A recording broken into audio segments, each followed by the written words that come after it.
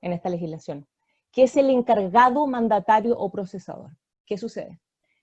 Uno puede estar en el tráfico jurídico en la calidad de responsable o de titular, y en el evento que sea responsable, es decir, que estás haciendo o estás efectuando un tratamiento de datos, puede que no necesariamente seas responsable, sino que estés tratando el dato personal por otro.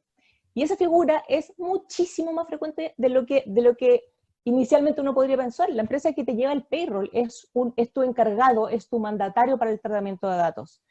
Por lo tanto, o la empresa, el Amazon Web Services o el Microsoft Azure, que te prestan servicios de tratamiento de datos en la nube, son un tercero procesador, mandatario o encargado. ¿Qué sucede? Dado que esta relación entre el responsable y el encargado es tan tremendamente frecuente, y dado que finalmente hay un tercero que está haciendo tratamiento de los datos sin necesariamente contar con el permiso directo que debería tener el responsable, es que el legislador establece una serie de obligaciones y dibuja esta relación de una manera particular. En concreto, nuestra legislación hoy requiere la existencia de un mandato escrito que aterrice las condiciones de la utilización de esos datos. Desde el punto de vista de la empresa, entonces, es importante identificar qué rol estamos cumpliendo respecto a un tratamiento determinado, porque puede suceder que respecto de muchos datos nosotros seamos siempre responsables y estemos haciendo un tratamiento directo, pero en otros escenarios seamos mandatarios de un otro. Y los incentivos que vamos a tener para regular esa relación, que obligatoriamente tenemos que regular por escrito, que esa relación de mandato, van a ser también distintos. Otro aspecto que les quiero contar es que la ley de protección de datos regula todo el ciclo de vida del dato. ¿Por qué es relevante esto? De nuevo, para desmitificar la concepción errada y bastante frecuente de que, habiendo recogido el dato en cumplimiento con la ley, en nuestro caso, por ejemplo, habiendo recogido el consentimiento, un consentimiento escrito, un consentimiento suficientemente informado, yo estoy en boli por el resto de la vida del dato y por lo tanto no hay nada más que tengo que hacer porque ya recogí el consentimiento en forma legal. Nuestra ley regula todo el ciclo de vida del dato y no solo el momento de la recogida. Claro, respecto de la recogida, establece obligaciones asociadas a esta recogida, cómo debo recoger, qué debo informar, cuál es la base de legalidad que tengo que usar, qué permiso tengo que tener para levantar un dato dependiendo de sus características, si es sensible, si no es sensible, por ejemplo. Pero también regular el almacenamiento, no solo cómo y por cuánto tiempo almaceno, cómo me tengo que comportar respecto de los titulares de los datos durante el almacenamiento, qué derechos debo respetar, cómo implemento la protección de estos derechos, los famosos derechos ARCO. La legislación regula o puede regular también, nuestra ley actual no lo hace, pero el proyecto de ley sí, la cesión en concreto. ¿Bajo qué circunstancias yo puedo entregar los datos a un otro que va a actuar no ya como mandatario, sino como responsable de los datos y por lo tanto va a responder directamente ante el titular cuyo consentimiento yo recogí respecto de este tratamiento? El tratamiento por terceros al que me refería en la slide anterior, cuáles son los requisitos para que yo pueda pedirle a un otro que haga tratamiento en mi nombre.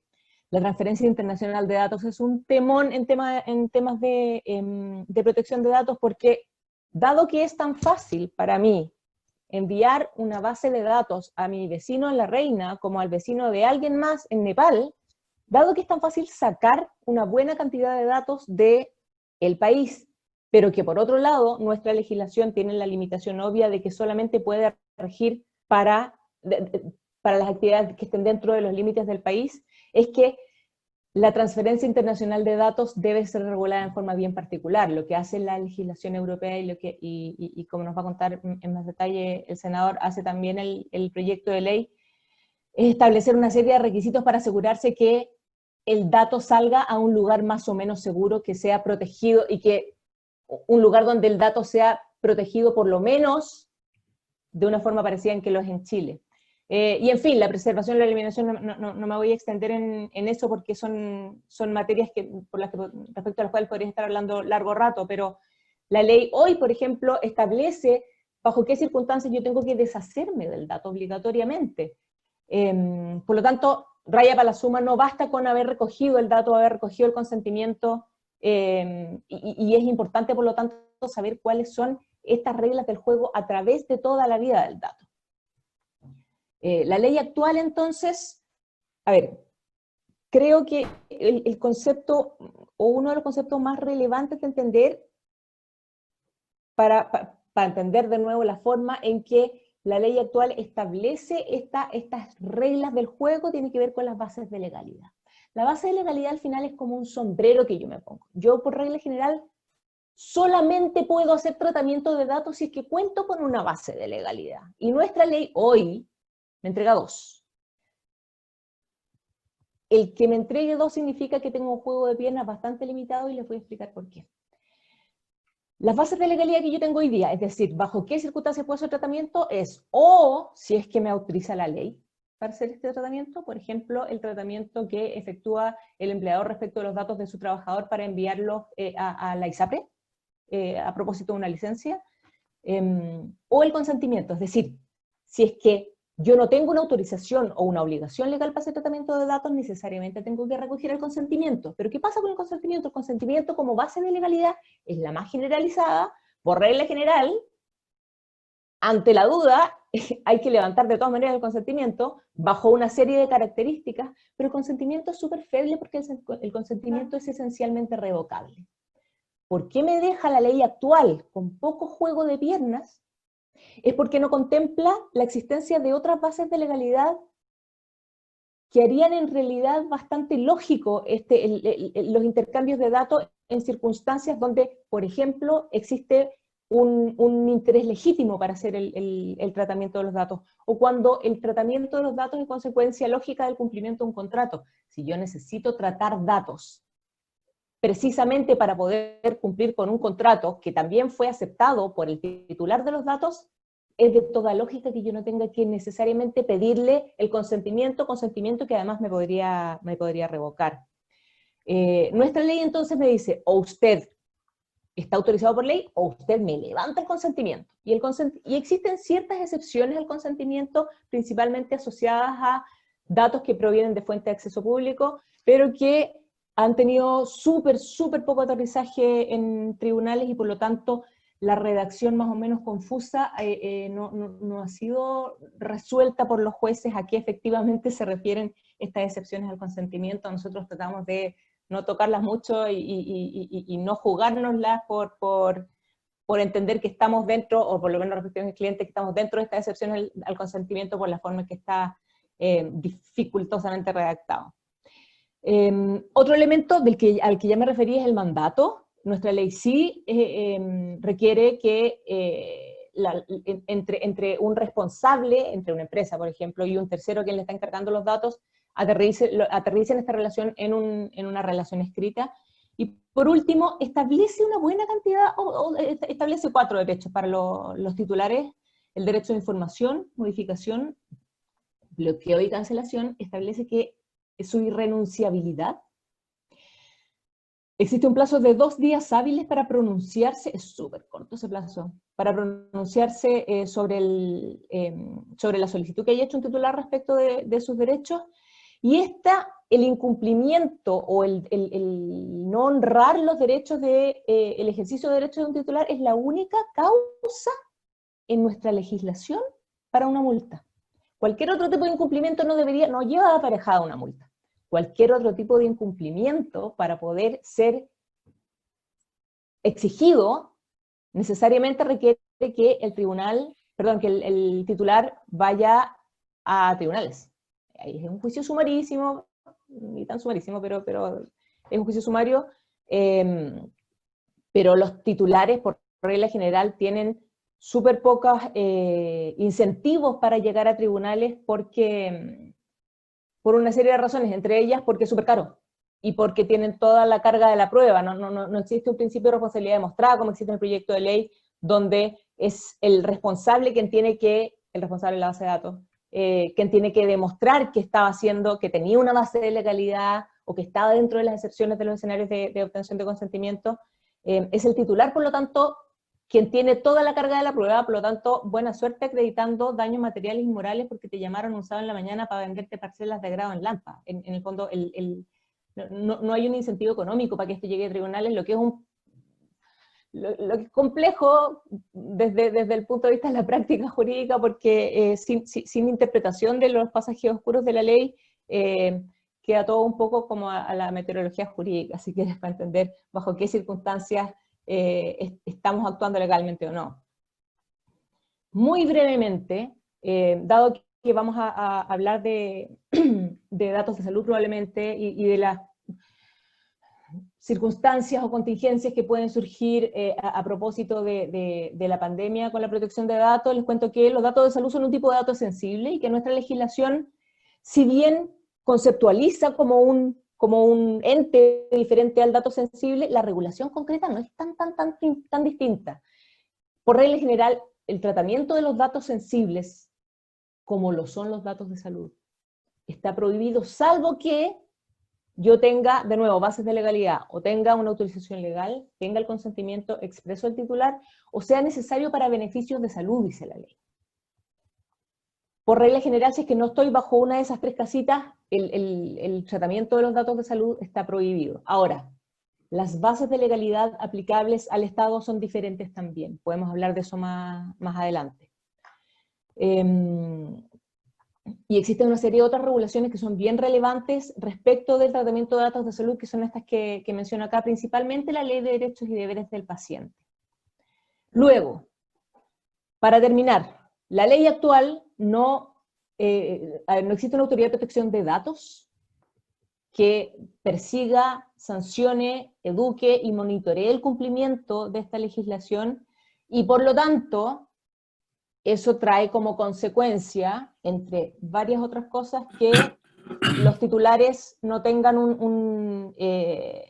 no tengan este ombudsman que pueda fiscalizar sus derechos, y por lo tanto rara vez llegan a tribunales los incumplimientos de esta ley. El titular les contaba ya largamente que no tiene incentivos para demandar, las multas son súper bajas, son 50 UTM. Piensen ustedes que el proyecto de ley establece como multa tope las 10.000 UTM. Y no regula instituciones básicas como la transferencia internacional de datos o en forma más precaria, si quieres, el tratamiento automatizado de datos.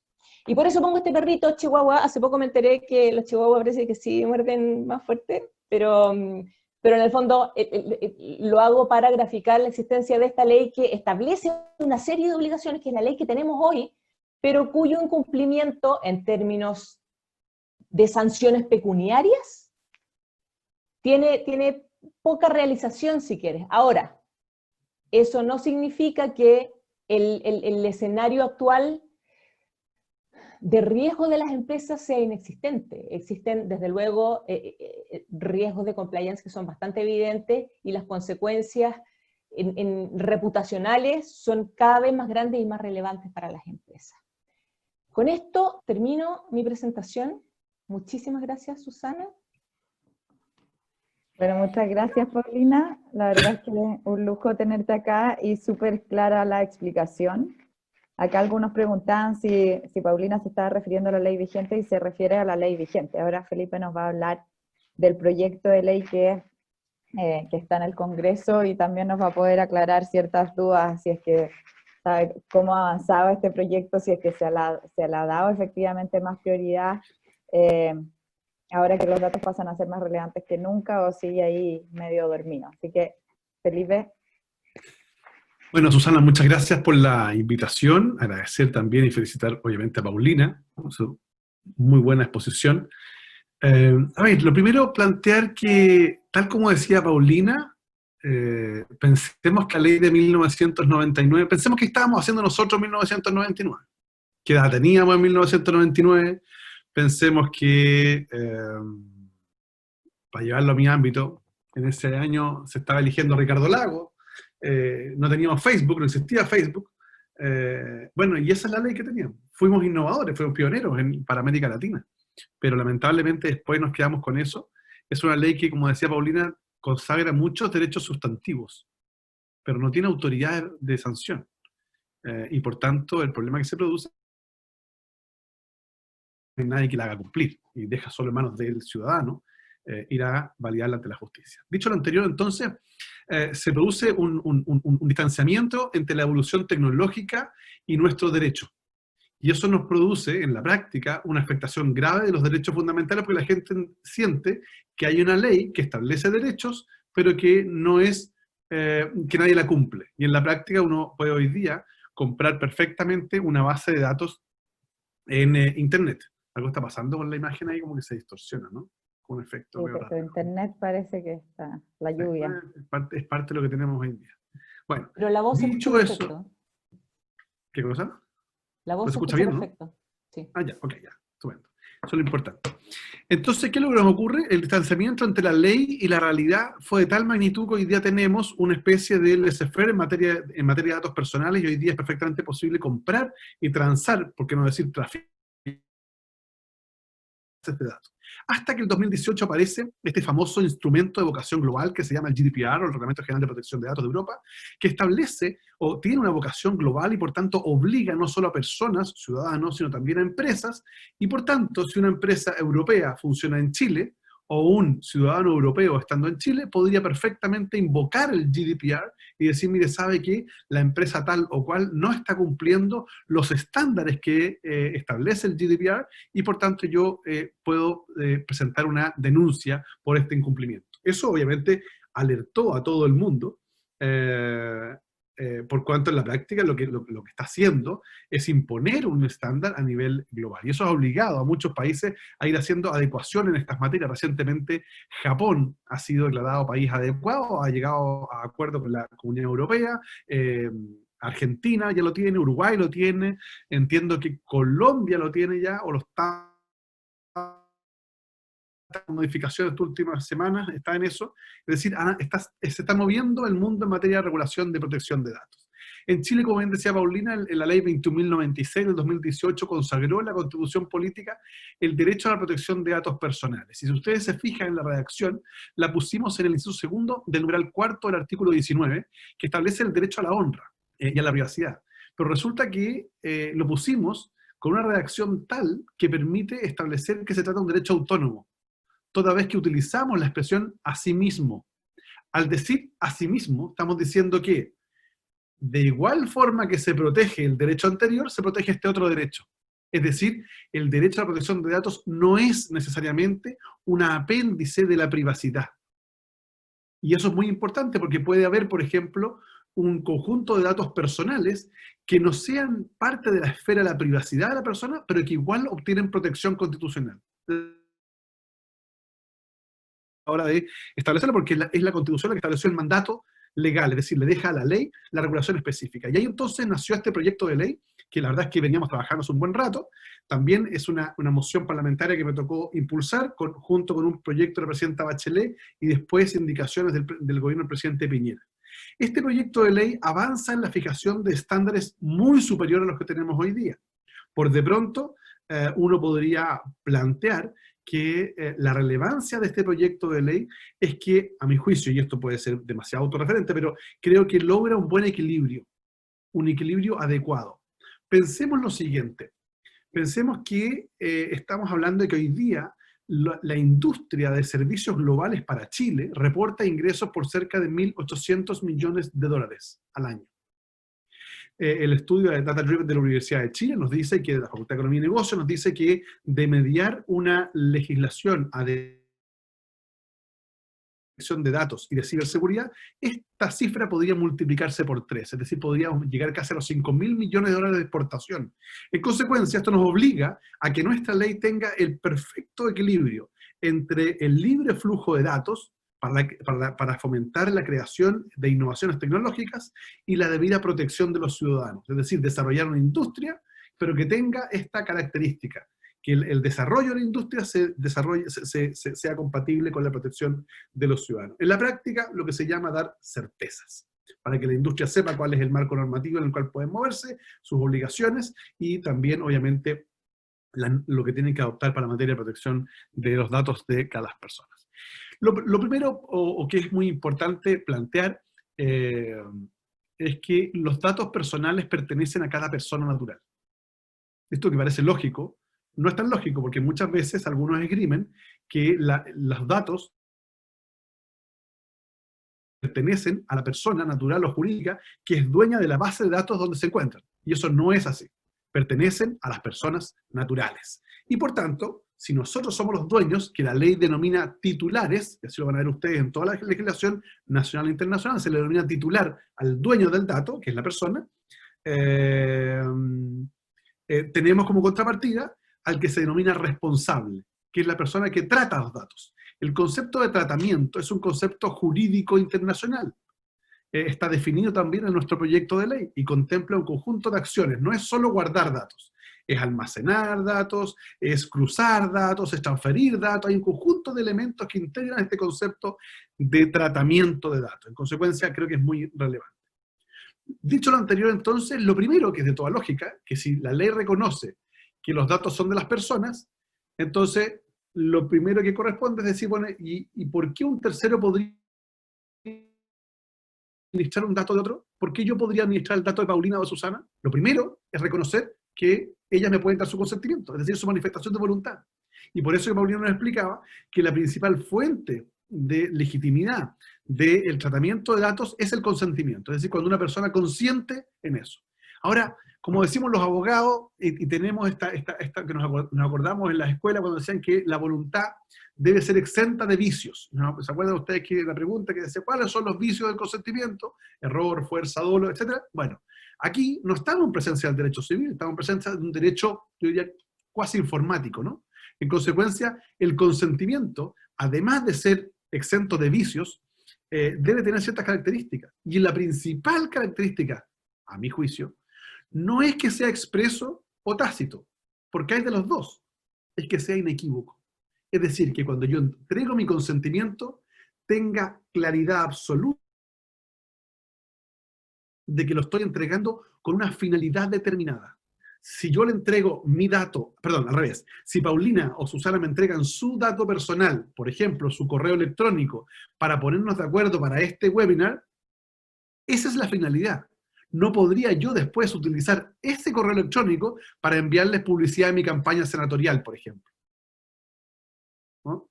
En consecuencia, la finalidad es muy importante. Dicho lo anterior, entonces, el consentimiento inequívoco tiene impacto directo en la cotidianidad. Cuando nosotros entregamos el consentimiento para que instalen una cookie en nuestro ordenador, estamos entregando el consentimiento inequívoco para que se pueda desplegar un pop o un flash en nuestra pantalla, o eventualmente se pueda acceder a alguna aplicación de la página.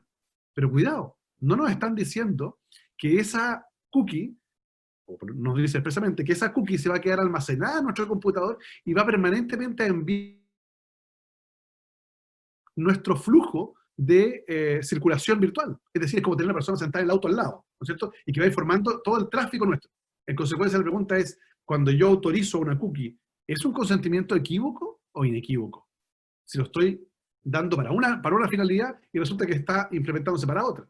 Bueno, todo eso es materia de discusión y es relevante a la hora de analizar este nuevo proyecto de ley, que contempla no solo estos vicios del consentimiento, no solo esta característica que debe ser inequívoco, sino que además incorporamos un nuevo vicio del consentimiento, o un vicio especial del consentimiento, que se llama el desequilibrio ostensible, muy polémico, pero que en la práctica lo que hace es que dice, mire, usted no le puede pedir, no le puede condicionar el servicio principal a que una persona le entregue sus datos cuando estos no son necesarios para la consecución del contrato.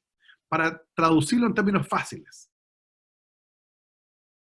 Si una persona va a un banco a pedir un crédito hipotecario y le pone una cláusula a la escritura y le exigen que para darle el crédito hipotecario tenga que entregar sus datos para fines publicitarios del banco, eso no vale. Es ahí se entiende que hay un desequilibrio ostensible, porque están condicionando el contrato principal a la entrega de datos que no dicen relación con el contrato.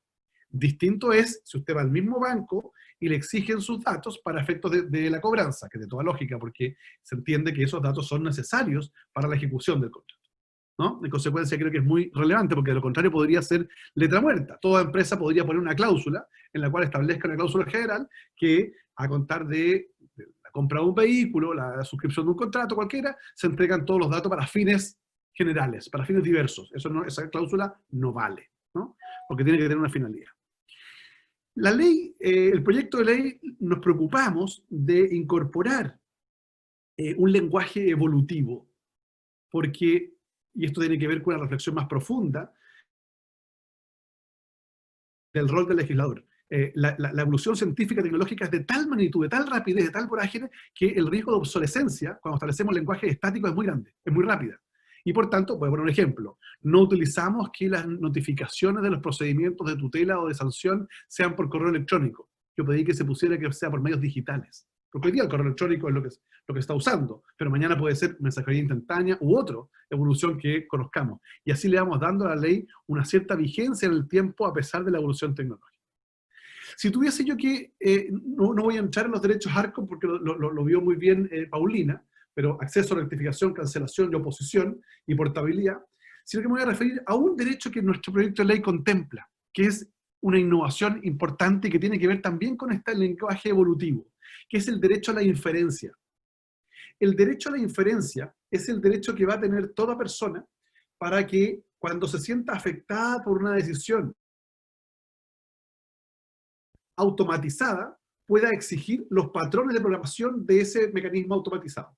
Suena raro, pero para decirlo de otra forma, si por ejemplo yo estoy postulando a un trabajo y la decisión es completamente automatizada, y yo no quedo en el trabajo, voy a tener derecho a preguntar, por ejemplo, si Paulina es la que está ofreciendo el trabajo, a que me explicite cuáles fueron los patrones de programación, porque usted puede perfectamente, en el momento de la programación, fijar ciertos patrones a los algoritmos para que definan anticipadamente el resultado de un determinado tipo de concurso, que probablemente en materia laboral puede ser de menor impacto, pero en materia de licitaciones públicas podría ser determinante en contratos públicos o privados. En consecuencia, ese derecho a la inferencia va a estar instalado y eso es una innovación que incluso fue destacada por la comisionada de datos de la Unión Europea en su visita a nuestro país. ¿Qué establece por qué esto es importante? Porque crea un marco, como decíamos, que le da certeza, le da estabilidad a la industria de materia de protección de datos. La relación dato-empresa. Primero, a riesgo de alguna molestia de alguien, yo creo que las empresas en general no saben lo que tienen. No saben lo que tienen, no tienen conciencia de la cantidad de datos que tienen y de la cantidad de fuentes de ingreso de datos que las empresas tienen. No saben cómo proteger los datos y no saben cómo aprovechar los datos, porque es perfectamente posible que esas empresas pudiesen tratar los datos si la hacen de forma tal que reúna estos estándares. En consecuencia, es clave que la empresa tenga conciencia de la importancia de los datos que tiene y de que cada dato implica un valor. Y por tanto uno puede sacarle mayor valor a esos datos en la medida que cumpla la ley y los estándares, ¿cierto? Y por tanto cuando no saben lo que tienen, cuando no saben cómo protegerlo, no saben cómo aprovecharlo, tienen graves riesgos infraccionales.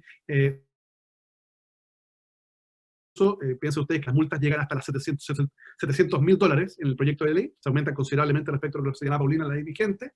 Se establece incluso la cancelación del permiso para tratar datos y además una especie de DICOM, que hay un registro público de los infractores de datos. En consecuencia, se crea un daño reputacional y por tanto creo que es muy importante todo esto como un mecanismo de generar incentivos para que se protejan, se crea una cultura en esta materia. El proyecto establece normas sobre derechos de los titulares, deberes de los responsables, la diferencia entre el responsable y el encargado. Típico problema práctico de una empresa. Yo tengo externalizado mi servicio de administración de bases de datos. Yo no soy responsable. Sí, usted sigue siendo responsable. El responsable es el que se relaciona con el titular del dato. Si usted lo externaliza a un tercero, ese tercero es un encargado, que tiene otro régimen de responsabilidad, que tiene que haber un contrato entre uno y otro que defina el régimen de responsabilidad, un conjunto de cosas. Pero ante la autoridad, el que va a responder es el responsable. Y ante el titular también responde el responsable. Es decir, no se delega responsabilidad. Y en materia de administración pública, el responsable tiene que estar establecido por ley. Y el delegado tiene que estar autorizado por ley. Es decir, no es que venga un servicio público y le delega al otro, no. Tiene que estar autorizado para hacer esta delegación. Entonces, lo importante en estas materias, que el proyecto de ley, como decía, establece normas sobre derechos de titulares, deberes de responsables, la relación con el encargado, régimen de sanciones, multas asociadas, un registro de sanciones, modelos de cumplimiento, transferencia internacional de datos. ¿Cuál es el objetivo principal del proyecto? Crear una cultura de protección de datos. porque podemos tener leyes con derechos sustantivos fantásticos, pero si al otro lado nosotros, los ciudadanos, no tenemos conciencia de la importancia de nuestros datos, tenemos un problema. Y al interior de la empresa hay que crear una cultura de datos. Esto no es un problema de los informáticos. Este no es un problema solo del abogado, de la fiscalía,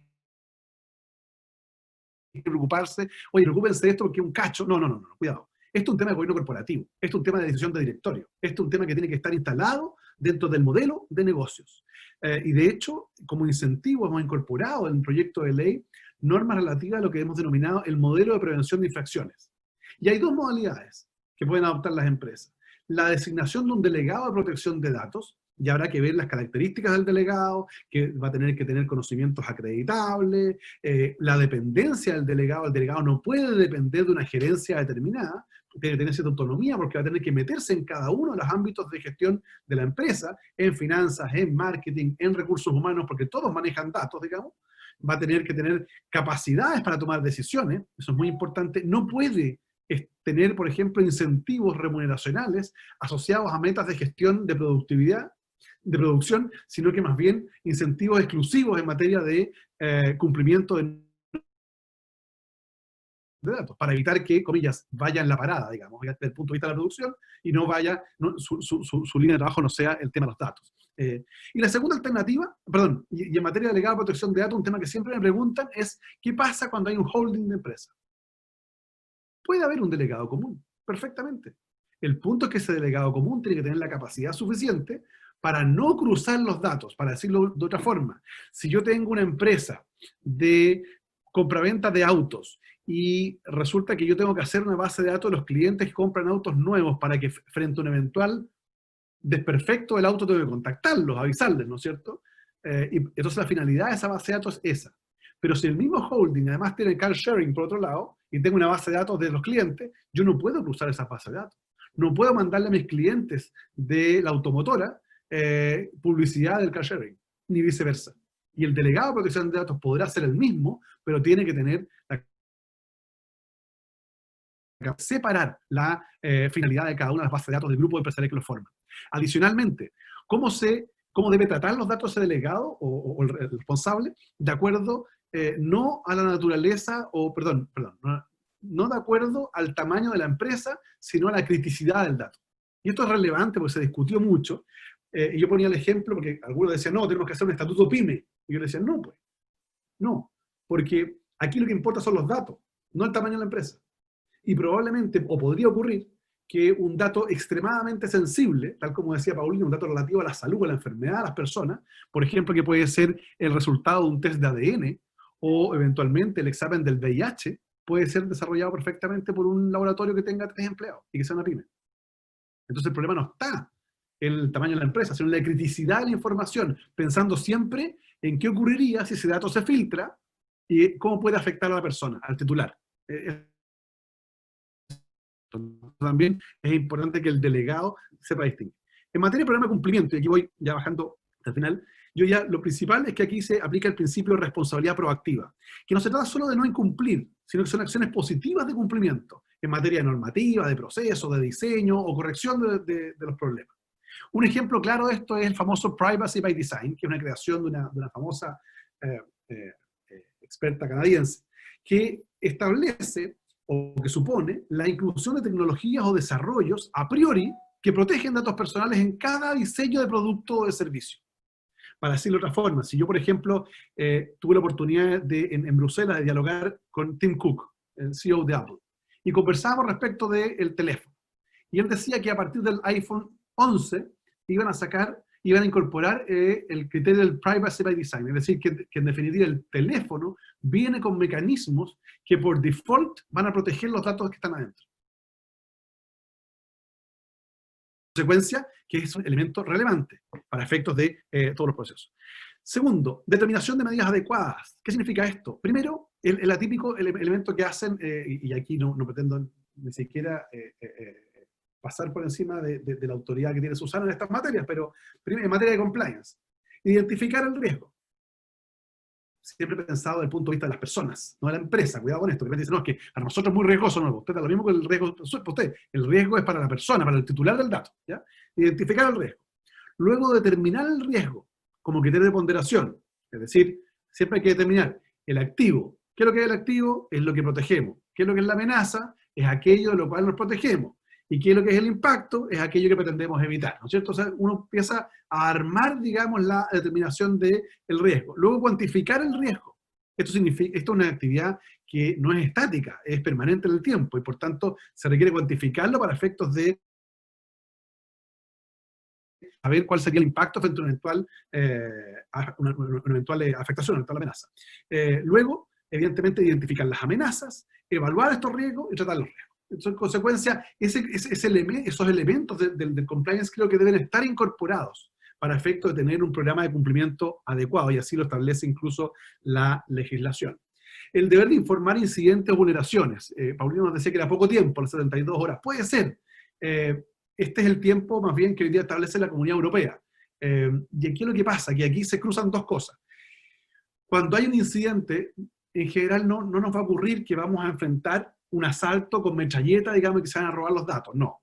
Lo que va a ocurrir hoy día en la práctica es que son incidentes informáticos. Y por tanto, lo que ocurre muchas veces es que la propia empresa no tiene la capacidad de identificar si se trata de un incidente o de un error, o de algo temporal o algo definitivo. Entonces, claro, los tiempos de información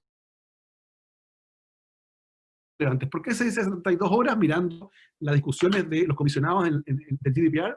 Es porque es un plazo suficiente para que la empresa pueda tomar conciencia de la naturaleza del incidente, pero a su vez que puede ser que le permita a la autoridad estar informada para poder intentar acciones para revertir esos incidentes. Generalmente esto está relacionado con el tema de la ciberseguridad y de cómo somos capaces de crear un ecosistema jurídico, administrativo y tecnológico entre ciberseguridad y datos para proteger, digamos, la afectación o bien la corrección de eventuales incidentes. Medidas de seguridad que se le exigen al responsable, siempre se dice que deben ser de acuerdo al estado de la técnica, que es muy importante, porque no se le puede exigir algo más que no exista, digamos, a las empresas. Tiene que haber una evaluación de impacto y se recomienda siempre códigos de conducta. Y aquí Nobleza Obliga, creo que es importante destacar como un ejemplo en materia de código de conducta lo que ha hecho la Asociación de Marketing Digital Directo, donde ha trabajado también muy activamente Paulina y su equipo, que es un código de conducta, a mi juicio, ejemplar porque supera los estándares actuales que establece la legislación y crea un conjunto de condiciones para que los asociados puedan participar de la organización en materia, con un estándar muy alto en materia de protección de datos. Y eso es muy, muy relevante destacarlo, y creo que sería importante que otras organizaciones gremiales también lo realizaran. Importante porque el modelo de prevención, al final del día, la ley, el proyecto de ley le reconoce un valor muy grande, es que actúa como atenuante frente a una eventual infracción. Es decir, su empresa, si comete una infracción, va a tener una sanción asociada que está establecida en la ley. Pero si comete una sanción, una infracción, y le van a aplicar una sanción, y su empresa tiene un modelo de cumplimiento, bueno, inmediatamente la autoridad lo va a evaluar y va a decir, ¿sabe qué? Usted, a pesar de haber hecho esfuerzos en esta materia que están usted cometió una infracción, razón por la cual se le aplica un atenuante. Y eso es importante desde el punto de vista incluso de las sanciones monetarias. Finalmente, yo creo que es relevante hacer mención solo a 3 puntos muy específicos, que es, a 2 puntos específicos. Uno, que es las normas en materia de transferencia internacional de datos, a diferencia de la de 1999, que no dice nada al respecto. Este proyecto de ley contempla normas sobre transferencia transfronteriza, y lo que establece es que se permite la transferencia internacional de datos a empresas o países que tengan estándares iguales o superiores a los chilenos. Esto es relevante para mantener grados aceptables de protección de datos cuando se trata de, sobre todo, transferencias internacionales, o bien la relación con multinacionales, que es muy relevante, ¿no? Recientemente, comentábamos hace unos días atrás, se firmó el tratado DEPA con Singapur y Nueva Zelanda, que establece justamente temas en materia de derechos digitales, en materia informática, y establece un conjunto de normas. A mi juicio ahí tenemos un pequeño tema, se lo comentaba otro día al subsecretario, es que probablemente por no haber tenido contrapartes especializadas en materia de datos, no distinguieron en el tratado entre datos y datos personales, siendo el primero el género y el segundo la especie. Porque es perfectamente posible que 2 o más empresas intercambien datos relativos a la compañía, que no tienen nada que ver con datos personales, pero como no distingue la ley, a mi juicio va a ser complejo, o no debería, aplicarse el estándar de protección de datos personales a datos propios de la empresa, ni tampoco aplicarle el estándar bajo de datos de la empresa a los datos personales. Es decir, hay que hacer esa distinción para efecto de evitar ciertas confusiones que puedan significar una afectación de transferencia internacional. Y finalmente, respecto a la institucionalidad, yo diría, está por verse, el gobierno de Michelle Bachelet contemplaba una agencia de protección de datos, una agencia especializada, al margen de las para regular una actividad muy importante como va a ser esta, que va a tener, tenía potestades en materia de interpretación de la ley, de supervigilancia, de aplicación de sanciones, de tutela, etc. Y el gobierno de Sebastián Piñera presentó una indicación por un tema económico para ahorrarse 400 millones al año para que sea el Consejo para la Transparencia. Bueno, yo ahí voté en contra, no soy partidario de que sea el Consejo por diversas consideraciones que no es el caso tocar ahora, que podemos conversarlas en otra instancia, pero eso está por verse porque todavía el proyecto está en tramitación, el proyecto ya fue despachado a la Comisión de Constitución hace un buen tiempo atrás, más de 4 meses, y está en la Comisión de Hacienda del Senado. ¿Por qué se ha demorado? Porque la Comisión de Hacienda del Senado es la que ve todos los proyectos COVID, entonces está funcionando, conversaba el otro día con su presidente, el señor Pizarro, está funcionando 6 veces a la semana, pero está con los proyectos COVID, ahí revisan todos, pero en todo caso ya hablé con el ministro de Hacienda y con el para ver la posibilidad de que lo pusieran en tabla, porque la Comisión de Hacienda solo tiene que revisar el presupuesto del Consejo de Transparencia, nada más, no se van a meter en nada más. Y por tanto de ahí se iría a la Cámara de Diputados, que espero, ojalá, pueda aprobarlo durante, si no este año, el primer trimestre del próximo año. Muchas gracias. Bueno, muchas gracias, Felipe. Creo que se respondieron bastante de las preguntas, o sea, pero solamente como para dejar claro el último punto. Tú dices que ya el proyecto así como está debería seguir avanzando y le debería quedar poco para que salga a la luz. O sea, a lo imposible nada está obligado. Yo puedo responder por el Senado y espero que el Senado lo despache, ojalá ahora, digamos, el próximo mes, a más tardar. Y de ahí va la Cámara de Diputados y no tengo la capacidad de saber cómo lo van a tratar allá. No obstante, que para efectos de adelantar y ayudar a que el proyecto avance, he tenido varias sesiones ya, no quiero decir de inducción a algunos diputados y diputadas respecto de cómo viene el proyecto para que la discusión no parta de cero. Perfecto. Bueno, muchas gracias por sus interesantes exposiciones. Perdón, Susana, un punto relevante. Es que yo creo, y esto hay que resaltarlo, no hay que esperar que entre en vigencia la ley para hacer adecuaciones, porque yo creo que si la ley entra en vigencia no van a alcanzar a hacer las adecuaciones, porque como dije, las empresas muchas veces no saben lo que tienen, y por tanto los procesos de adecuación tienen que ser previos a la adecuación de la ley. Es la experiencia que hubo en Europa. Aprendamos de esa experiencia. Exacto, y ese punto que tú mencionas es una de las motivaciones de hacer este seminario hoy. Y por eso acá hay varias preguntas. La mayoría de las preguntas tienen que ver con el tema empresa, que vemos que es el tema que genera más interés. Y en honor al tiempo, entonces, solo quiero que pasemos rápido por el tema de ciberseguridad para poder llegar después al tema pandemia y empresa. Pero, ¿cómo se relacionan estos dos mundos? Efectivamente, si es que ustedes pudieran ver, una empresa debería aislar los temas, cómo protección de datos se entrelaza con el tema ciberseguridad. Y acá hay una pregunta específica que habla sobre una normativa que publicó la CMF para el tema de seguridad de la información y ciberseguridad, que es efectiva a partir del 1 de diciembre de este año. Y por lo tanto, cómo eso o esa normativa afecta a los datos personales y cómo, hablando de ciberseguridad, podemos ir avanzando hacia el mundo empresa. Yo puedo partir, si quieres, hablando brevemente sobre ciberseguridad y cómo se intersecta con la regulación de datos personales. Este es un paralelo que yo he hecho varias veces, puede ya volverse un poco fome, pero la ciberseguridad o la regulación de la ciberseguridad es como este monstruo griego Hidra, que le cortabas una cabeza y salían dos más. Tiene muchos lados, tiene distintas capas y distintas perspectivas, por lo tanto, desde luego tengo que partir contando o comentando que la protección de datos y la ciberseguridad no es lo mismo, hay temas que se intersectan. Estoy pensando en qué es aquello que regula la legislación.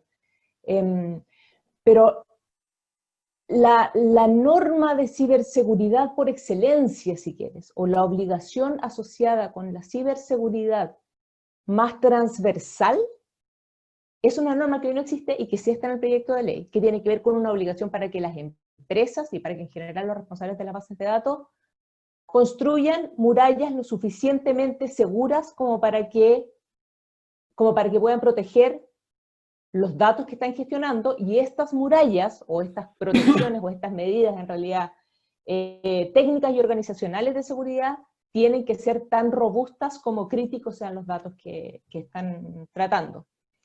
Por lo tanto, cuando hablamos de protección de datos, o cuando hablamos de regulación de protección de datos, no necesariamente nos estamos refiriendo a ciberseguridad, pero sí nos referimos a ciberseguridad cuando en la ley de protección de datos se obliga a las empresas a protegerse de una manera específica. El proyecto de ley establece dos obligaciones tremendamente relevantes con las que, y hoy es difícil, en el fondo, jugar la cancha de la regulación sin esas obligaciones. Es raro explicarle a un cliente que no tiene obligaciones concretas, específicas, de seguridad.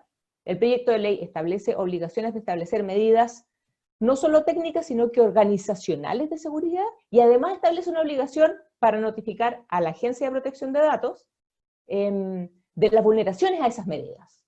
Esas son como las dos principales obligaciones de ciberseguridad. Sin embargo, desde la perspectiva ahora del regulador de ciberseguridad, claro, tienes una norma bastante transversal que obliga a todos aquellos responsables que estén haciendo tratamiento de datos personales, pero existe también un universo de empresas o de ámbitos o de industrias que puede que no necesariamente estén haciendo tratamiento de datos personales, pero desde la perspectiva de un legislador que busca que las empresas y las industrias tengan un estándar seguro, van a verse influenciadas también, aun cuando no tengan, o van a verse reguladas, aun cuando no estén haciendo tratamiento de datos, desde la perspectiva de la infraestructura crítica. Infraestructura crítica no necesariamente toca o no regula directamente a la protección de datos, sino que se focaliza en la protección de ciertas industrias particulares. La Política Nacional de Ciberseguridad entrega un esbozo de cuáles son las industrias que deberían entenderse como infraestructura crítica, y entiendo que el gobierno está desde hace bastante tiempo preparando un proyecto de ley marco de ciberseguridad que además va a incluir un capítulo, me imagino, de regulación de infraestructura crítica. Pero entonces, desde el punto de vista de la ciberseguridad, tú puedes tener, en el fondo, como distintos incentivos que quieres generar para lograr conductas favorables. Por un lado está esta obligación de ten tu industria segura, que puede ser desde protección de datos o desde infraestructura crítica, pero por otro lado, la ciberseguridad también se hace cargo no de generar incentivos para que alguien tenga su casa segura, sino también de generar castigos para el delincuente. Y ahí están los delitos informáticos, que también se refieren desde luego a una conversación en torno a ciberseguridad, pero referido en realidad a la proscripción de ciertas conductas, dado que es difícil e improbable poder castigar y perseguir a un adolescente en Macedonia que esté efectuando un ciberataque, estoy pensando en voz alta, es que no basta con generar unas penas altísimas y un estatuto de delitos informáticos súper sofisticado y en el fondo muy caro y de muchas penas, porque es difícil al final encontrar a ese infractor. Por lo tanto, necesitas también obligar a que el otro lado, a que los afectados, las víctimas, tengan obligaciones. Y ahí están las obligaciones de ciberseguridad a las que me refería al comienzo. Perfecto, muchas gracias, Paulina. Haciendo como un resumen, la ciberseguridad es más amplio y también contempla los datos. Y acá, pasando ya al tema más práctico, porque todas las preguntas, o la mayoría, van en torno a eso. Cuando tenemos que implementar el tema de ciberseguridad, o sea, cuando Felipe hablaba de que hay que hacer modelos de compliance para la protección de datos, el modelo debería ser un modelo de ciberseguridad que contemple los datos, debería ser un modelo aparte, y cómo ustedes nos pueden ir guiando a eso que queremos incentivar ahora para que las empresas empiecen a actuar desde ya. O sea, ¿por dónde se parte? Porque finalmente como que cuesta en el fondo decir ya, o sea, hay que partir por sabiendo primero cuáles son los datos que tengo, pero luego ¿cómo avanzamos? A ver, lo primero es que, yo insisto, creo que las empresas tienen que tomar conciencia de lo que significa hacer cambios en sus procesos de administración interna para saber lo que tienen, distinguir la criticidad de los mismos y después crear mecanismos de administración de los datos que cumplan con los estándares internacionales más altos. Lo digo de la siguiente forma, porque evidentemente hay que motivar que la gente lo haga porque es lo que corresponde. Pero adicionalmente creo que es relevante también hacer presente que hoy día en Chile yo tengo conocimiento por lo menos de 65 empresas que fueron cesadas en sus contratos con bancos o instituciones con capitales europeos que eran proveedores de ellos porque no reunían los estándares adecuados según la legislación europea. Es decir, lo que está ocurriendo es que Europa está imponiendo su modelo no solo a las empresas de capitales europeos, sino a los proveedores de las mismas. En consecuencia, mientras más se demore una empresa en hacer las adecuaciones y tener las certificaciones correspondientes, más probabilidades de pérdida de negocios existen. A su vez, si se espera que se promulgue la ley chilena, lo que va a pasar es que más allá de que la ley chilena pueda establecer un periodo de vacancia, de entrada en vigencia de la ley, el proceso de diagnóstico, adecuación, es un proceso bastante lento, porque a diferencia de lo que ocurre, por ejemplo, con los riesgos en temas de responsabilidad penal de personas jurídicas, la cantidad de datos que tiene una empresa y la diferente naturaleza, los diferentes orígenes y los sistemas de almacenamiento y los riesgos asociados son demasiado altos y amplios. Voy a poner solo un ejemplo. Cuando se hace una auditoría de datos en una empresa, es perfectamente posible advertir diferentes categorías de riesgos. Una de ellas, por ejemplo, es la filtración de datos hacia el exterior, es decir, la posibilidad de que las bases de datos que yo administro sean conocidas por un tercero. Ese es un elemento y se adoptan un conjunto de medidas desde el punto de vista de los hardware, de los software, de los procesos, del manejo de información, del acceso a los computadores. Pero hay otro riesgo que es el riesgo interno. Es por qué la persona de recursos humanos de mi empresa tiene que conocer, por ejemplo, los datos sensibles de los resultados del laboratorio de un cliente. ¿Te fijas? O sea, también hay un riesgo de conocimiento interno. Pero a su vez, además del conocimiento, porque hay que tener separaciones, está el riesgo de la alteración. ¿Qué pasa si no tengo las medidas adecuadas para evitar que en el proceso interno de mi propia organización alguien intervenga y le cambie el nombre a ese examen? O que eventualmente puede ocurrir que el dato es alterado y en un banco y que a la persona que tenía la calificación 100 para un crédito, a alguien le pone calificación 35.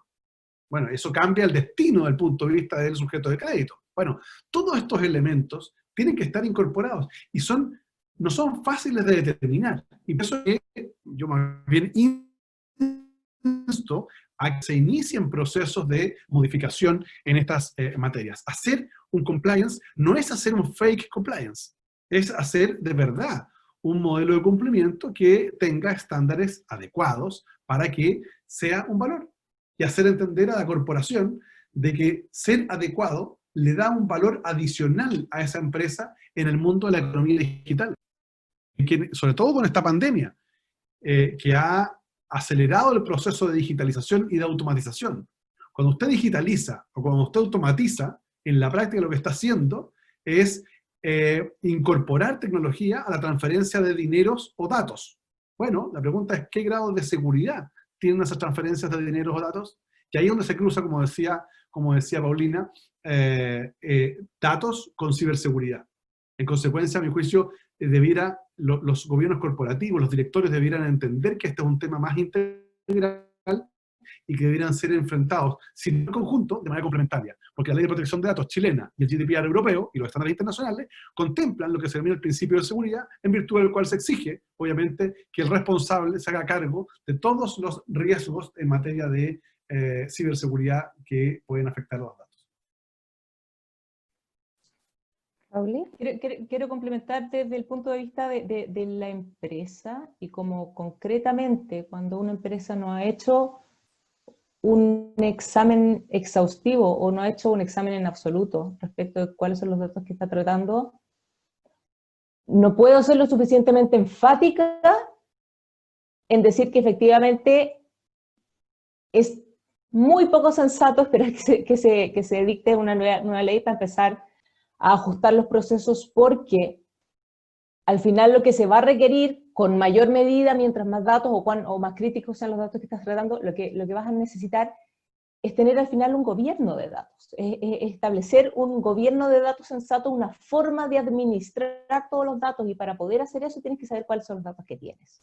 Y el proceso de levantamiento de procesos, claro, la actividad de levantamiento de procesos puede ser una actividad larga, fome y dolorosa. Puede serlo, pero mientras más críticos sean tus datos, más necesaria va a ser el hacer ese levantamiento inicial y en el fondo generar una cultura corporativa de protección de los datos a través de un gobierno de datos sensato, donde exista un dueño de los datos internos, donde pueda separar sensatamente en distintos silos si es que tus datos están siendo tratados en función de distintas finalidades, donde tengáis la casa ordenada al final.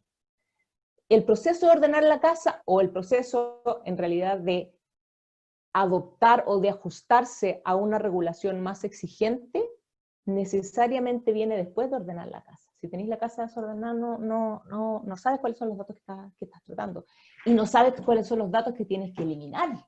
Porque incluso la ley actual te obliga a eliminar los datos caducos, sin que te lo pregunten, sin que te lo pidan. Por lo tanto, el énfasis que quiero dar en este comentario tiene que ver con este ordenar la casa, con el entender cuál es todo mi flujo de datos, dónde están bailando los datos, por dónde entran, cómo salen, por qué salen, cómo entraron, pagué por ellos. Esas preguntas son necesariamente algo que tengo que hacer. Pauli, y yo creo que ahí hay un punto y que está en varias preguntas también. Si el dato es público, dejó de ser un dato sensible, ¿cierto? O sea, si es un dato que cualquiera puede obtener. La calidad del dato se mantiene independiente del lugar donde esté. Otra cosa es cuáles son las facultades que te da la ley para tratarlo, ¿cierto? Un dato de salud. Esto pasa algo parecido con el copyright, con los derechos de autor. Si un dato de salud sensible es público, no significa que lo puedas usar ampliamente. Y no significa que haya dejado de ser sensible, incluso si es que la persona fue la que lo comunicó. Sin embargo, nuestra ley trata las fuentes de acceso público de una manera más o menos inorgánica, pero señala que bajo ciertas circunstancias, cuando el dato provenga de una fuente de acceso público, y entiende la fuente de acceso público con una definición más o menos amplia, cuando el dato provenga de una fuente de acceso público, tú no estás obligado a levantar el consentimiento para hacer tratamiento de ese dato, si es que además el dato tiene ciertas características. Por ejemplo, uno de esos elementos puede ser si es que además vas a hacer, si es que has levantado los datos de una fuente de acceso público y el propósito de tratamiento del dato es marketing directo, por ejemplo. Pero, o si es que el dato es financiero, bancario, comercial, y además viene de una fuente de acceso público, tampoco estás obligado a levantar el consentimiento. Pero en el fondo el boli que tienes ahí tiene que ver solamente con tu obligación de levantar consentimiento, no con todas las otras obligaciones que establece la legislación para el ciclo de vida del dato. ¿Te fijas?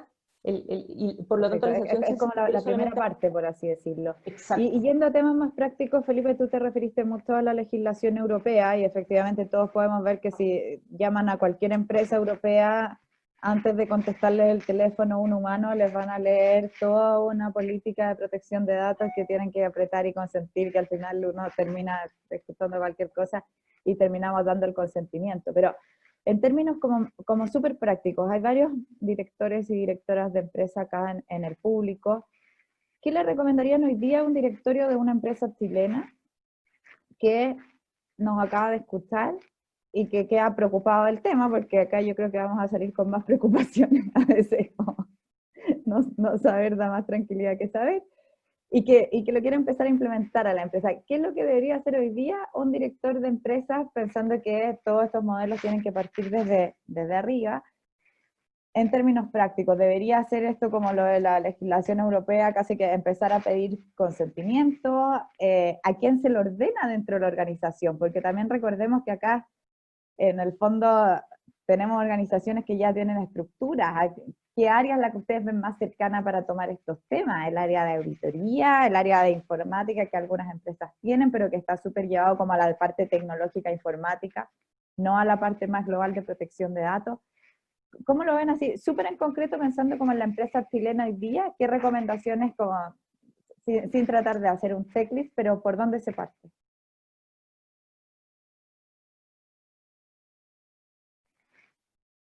Estás muteado, Felipe. Sí, Felipe, está. Perdón, No, perdón, todavía, perdón. ahí. Ahí sí, Todo de ahí sí. nuevo. Ya, perdón. Yo partiría primero por tratar de crear una conciencia directiva. Insisto en esto que es probablemente fundamental, que el ámbito decisional de la empresa entienda que este es un tema extremadamente relevante y que es un tema que o le va a dar valor a la empresa o le puede generar un daño reputacional e infraccional altísimo. Lo primero es eso. Si el ámbito decisional de la empresa, el directorio, toma conciencia de esto y que no es solo, insisto, un tema del informático de turno, que está en el cuarto grado por allá abajo, digamos, y no lo conocemos, no lo hemos visto nunca, pero es un gallo medio raro, ¿eh? Bueno, si toma conciencia el directorio de eso, mi percepción es que hay una parte inmediatamente ganada, porque esto va a implicar necesariamente modificaciones internas en la empresa. Adecuación de personal, de procesos. Entonces, lo primero es crear la conciencia en el ámbito decisional. Y en segundo lugar, yo diría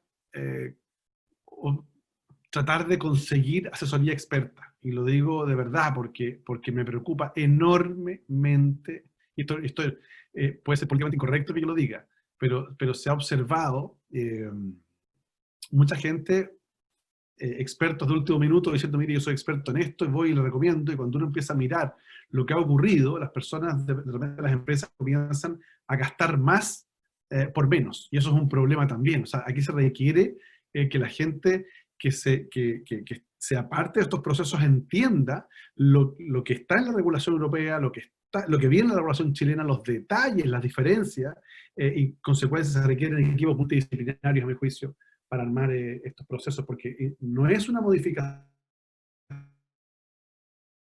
de que un delegado está listo. Ya, sabéis que voy a usar a una persona que dice que sabe y se acabó. No, esto es un tema un poquito mayor. Yo recuerdo una oportunidad en una de las audiencias en el Senado, una persona de industria dijo, bueno, pero nosotros podemos contratar un delegado de protección de datos. Sí, claro, le digo yo, pero ¿de quién dependería? Bueno, obviamente, me corresponde, el gerente general. No, pues, ahí tiene un problema. Ahí tiene un problema, porque el gerente general está orientado a la producción de la empresa, que es lo que corresponde. Bueno, pero aquí tiene que haber alguien que trabaje con el gerente general, pero que no dependa del mismo. Y que no tenga, insisto, una remuneración variable en atención a la producción de la empresa. Entonces, esos detalles son los que marcan la diferencia. En la práctica, lo que se requiere es que una empresa se adelante y tenga una ventanilla única en materia de datos hacia los ciudadanos. ¿Por qué no, por ejemplo, hoy día, que las empresas pudiesen poner en sus páginas web el nombre del encargado de protección de datos? Para efecto de que cuando alguien tenga un problema, tenga donde recurrir a una persona. Hoy día es muy difícil, lo mandan a recursos humanos, no depende de mí, esto lo mandan a finanzas, lo mandan a marketing, no, porque la misma empresa no sabe cómo administrarlo. Yo creo que por ahí va el tema. Y entender que estos son procesos. Esto no es una adecuación de 2 semanas, de un mes, esto es un poquito más largo, porque implica un cambio en el modelo organizacional de una empresa. Pauli, ¿algo que agregar ahí? Sí,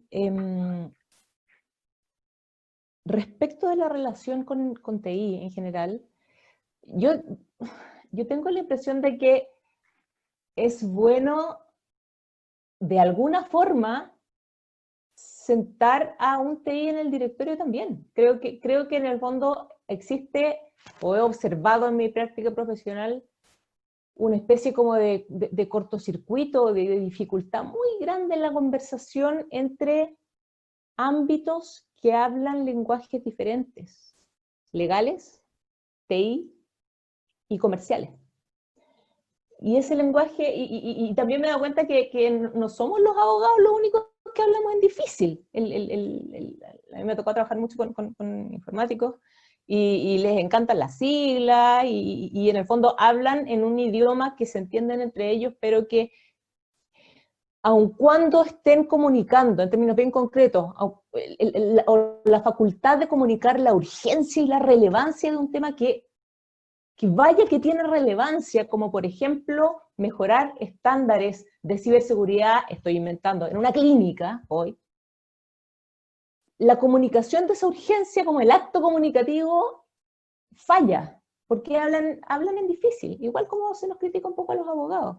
Entonces, desde legales tenemos que un poco expandir nuestros horizontes, hablar en fácil, y también entender que los distintos áreas de una empresa tenemos incentivos diferentes, pero son incentivos que de alguna forma tienen que encontrar este horizonte común.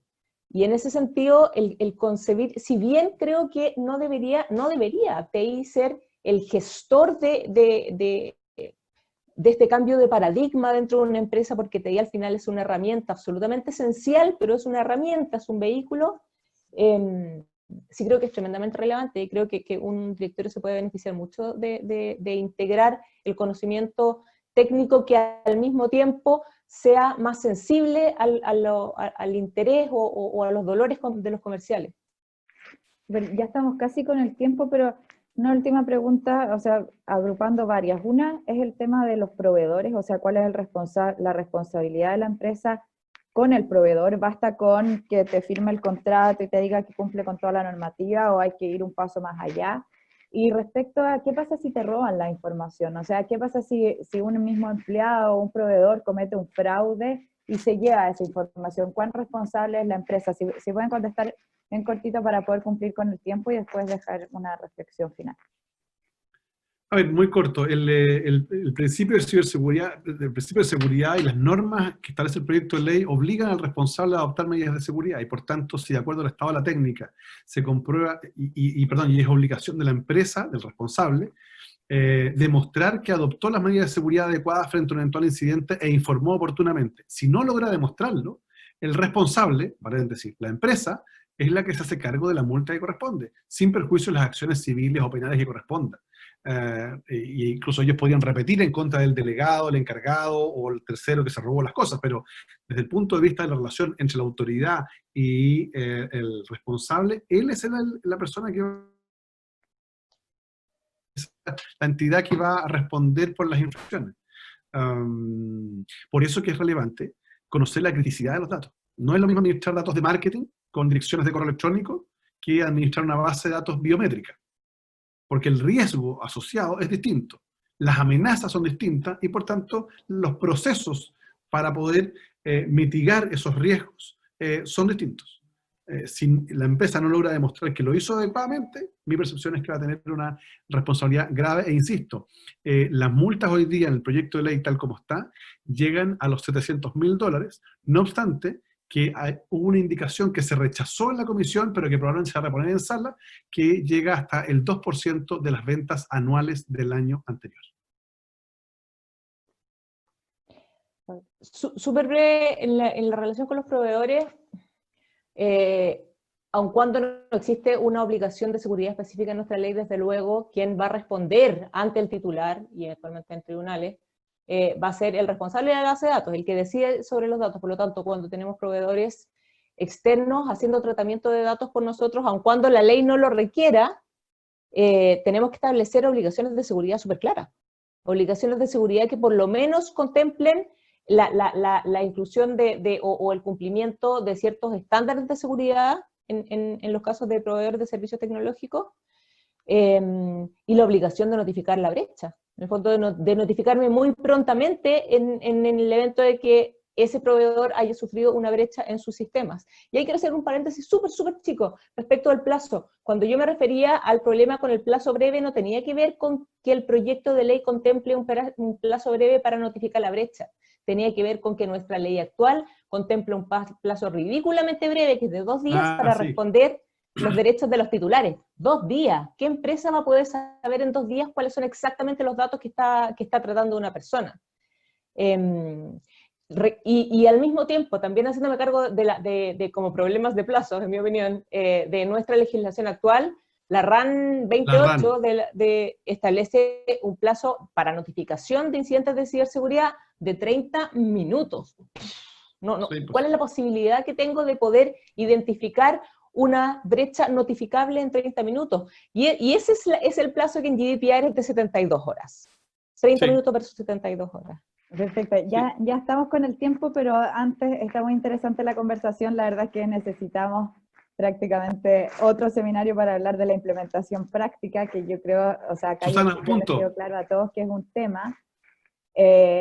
Pero antes, o sea, antes de terminar, les quiero hacer como una pregunta adicional respecto a eso, porque hoy día, ¿cuáles son los reclamos de la gente? Que te llaman de cualquier compañía a ofrecerte, y uno dice, pucha, yo no le he dado mi celular a nadie porque todos lo tienen.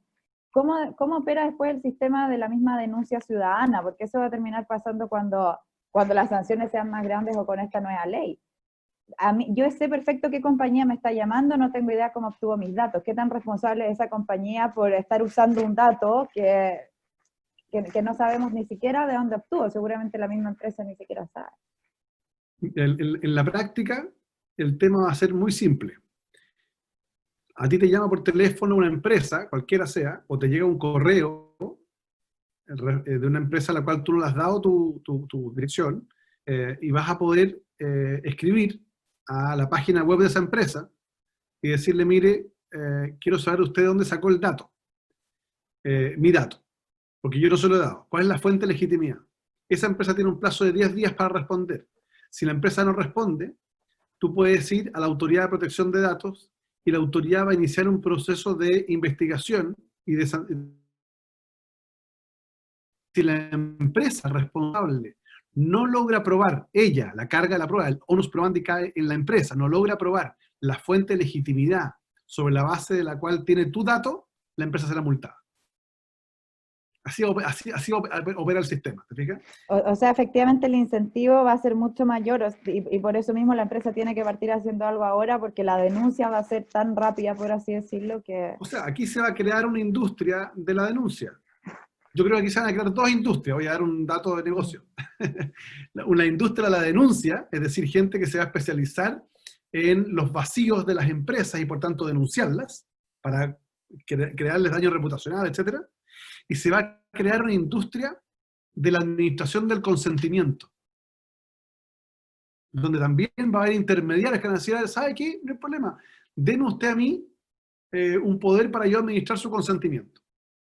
¿Te fijas? Y tu consentimiento y va a valer. Son experiencias internacionales que han ocurrido, así que... La comoditización de los datos. Claro. Sí. No, yo tengo la impresión de que, perdón, suena súper corto, yo tengo la impresión de que el daño principal asociado o que se busca evitar a través de una legislación de privacidad no tiene tanto que ver con molestias como que te llamen por teléfono o que te llegue email. Está regulado ahí, pero tiene en realidad que ver con consecuencias que en tu vida pueden existir derivadas de tratamientos de datos que tú desconoces.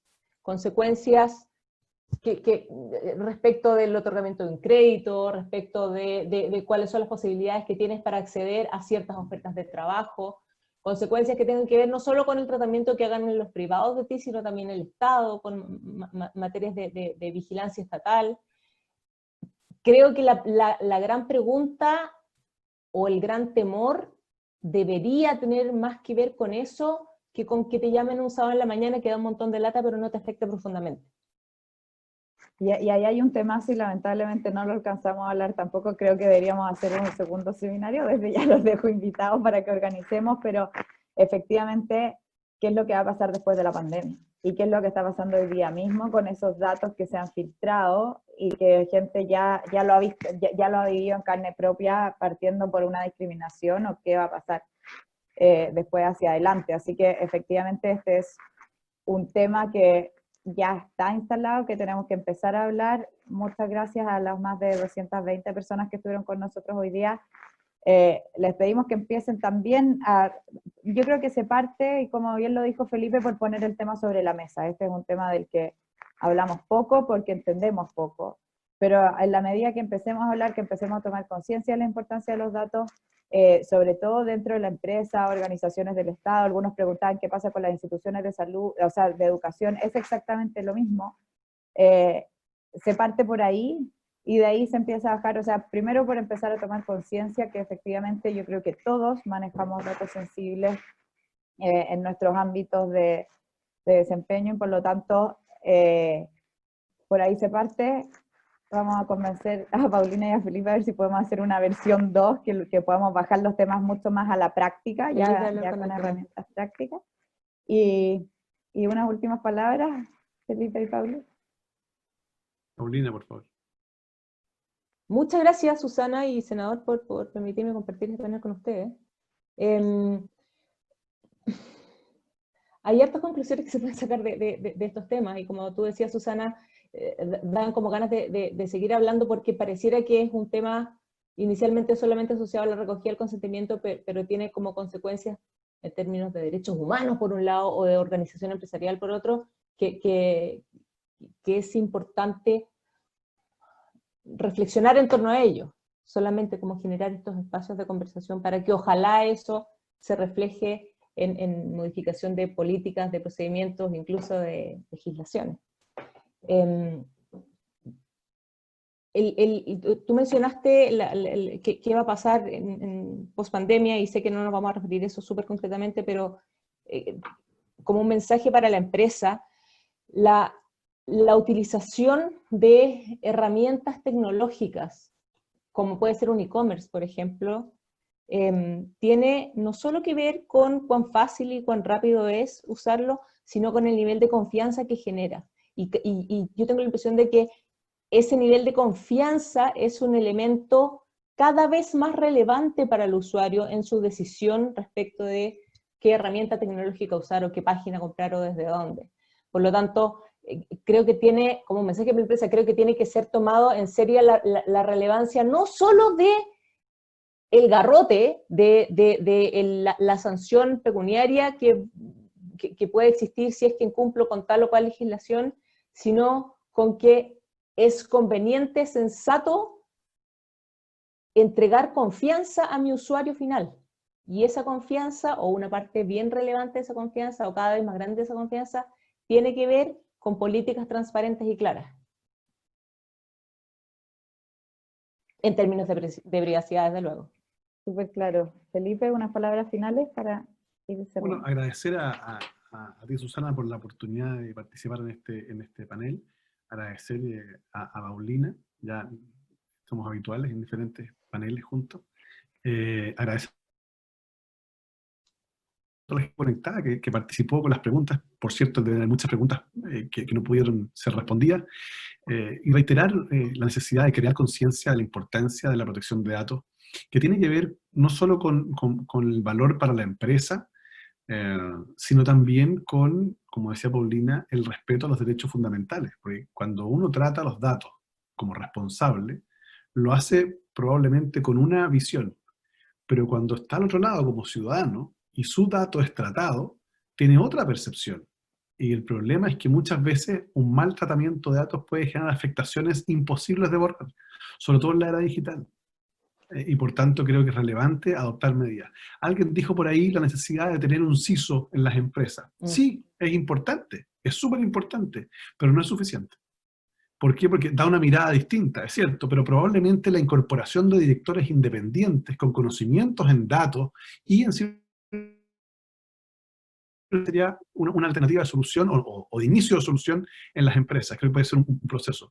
Pero no necesariamente la designación de un CISO o de un delegado de datos va a solucionar el problema si no hay un cambio en la cultura organizacional de las empresas. Así que el mensaje más bien va por el lado más estructural que meramente de designación de una o dos personas. Ciertamente ayudan, pero no resuelven el tema de fondo. Así que creo que el trabajo hay que empezar a hacerlo ya, porque de lo contrario probablemente pueden llegar un poquito atrasados a la implementación de la ley.